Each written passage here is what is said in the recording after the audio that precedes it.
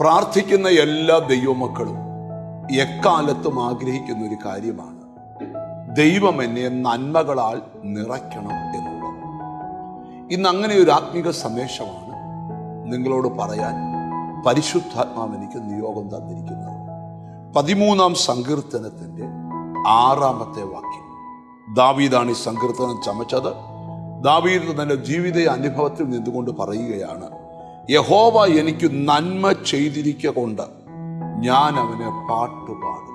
സങ്കീർത്തനക്കാരൻ തന്നെ അനുഭവം പറയുകയാണ്, ദൈവം എനിക്ക് നന്മ ചെയ്തിരിക്കൊണ്ട്.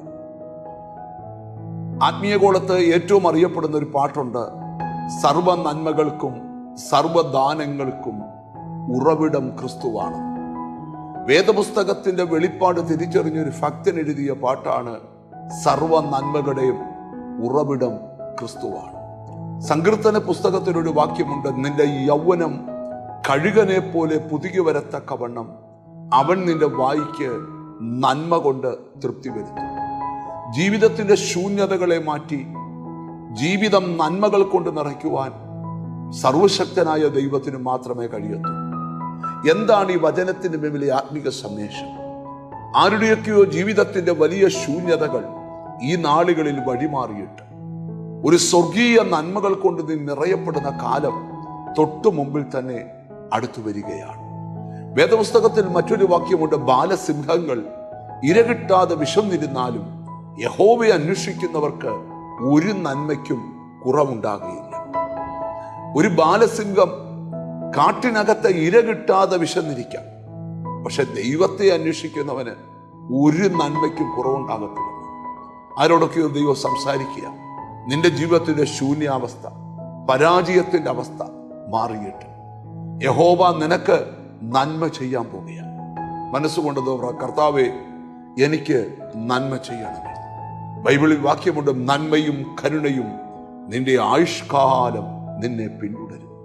ഇവിടെ ദാവീദ് ജീവിതാനുഭവത്തിൽ പറയുകയാണ്, നന്മയും കരുണയും ആയുഷ്കാലം പിന്തുടരണമെങ്കിൽ 23-ാം സങ്കീർത്തനം, നിനക്കൊരു ഇടയൻ ഉണ്ടായിരിക്കണം, അത് യേശു ക്രിസ്തുവായിരിക്കണം. ആ ഇടയന്റെ പിറകെ യാത്ര ചെയ്യുന്ന നിന്റെ പിറകെ നന്മയും കരുണയും ആയുഷ്കാലം പിന്തുടരുമെന്ന്. നമുക്ക് ആ വാക്യം ഒരിക്കൽ കൂടെ വായിച്ചു കേൾക്കാം. യഹോവ എനിക്ക് നന്മ ചെയ്തിരിക്കൊണ്ട് ഞാൻ അവന് പാട്ടുപാടും. ഈ ദിവസങ്ങളിൽ സന്തോഷത്തിന്റെ പാട്ട്, യഹോവ ചെയ്ത നന്മകളെ ഓർത്തു പാടാൻ കർത്താവ് നിനക്ക് വഴിയൊരുക്കും. നമുക്ക് ഒന്നിച്ച് പ്രാർത്ഥിക്കാം. കാരുണ്യവാനായ ദൈവമേ, സ്വർഗസ്ഥനായ പിതാവേ, സർവ നന്മകൾക്കും ഉറവിടം കർത്താവാണെന്ന് ഞങ്ങൾ വിശ്വസിക്കുക. എന്നോട് ചേർന്ന് പ്രാർത്ഥിക്കുന്ന മക്കൾക്ക് വേണ്ടി പ്രാർത്ഥിക്കുന്നു. അവരുടെ ജീവിതത്തെ നന്മ കൊണ്ട് നിറയ്ക്കണം. അങ്ങ് നന്മ ചെയ്തിരിക്കൊണ്ട് അവർ സന്തോഷത്തിന്റെ പാട്ടുപാടിക്കൊണ്ട് ദൈവത്തെ സ്തുതിക്കുന്നവരാകണം. എന്നോട് ചേർന്ന് പ്രാർത്ഥിക്കുന്ന മക്കളുടെ മേൽ ആ നന്മ വരട്ടെ എന്ന് ഞങ്ങൾ പ്രാർത്ഥിക്കുന്നു. നിന്റെ നാമം ചൊല്ലി പിതാവിൻ്റെയും പുത്രന്റെയും പരിശുദ്ധാത്മാവിൻ്റെയും നാമത്തിൽ ഇവരെ അനുഗ്രഹിച്ച് പ്രാർത്ഥിക്കുന്നു. യേശു ക്രിസ്തുവിൻ നാമത്തിൽ തന്നെ ആമേൻ. ദൈവം ചെയ്ത നന്മയോർത്ത് ഈ ദിവസങ്ങളിൽ പാട്ടുപാടാൻ കർത്താവ് വഴിയൊരുക്കും. God bless you.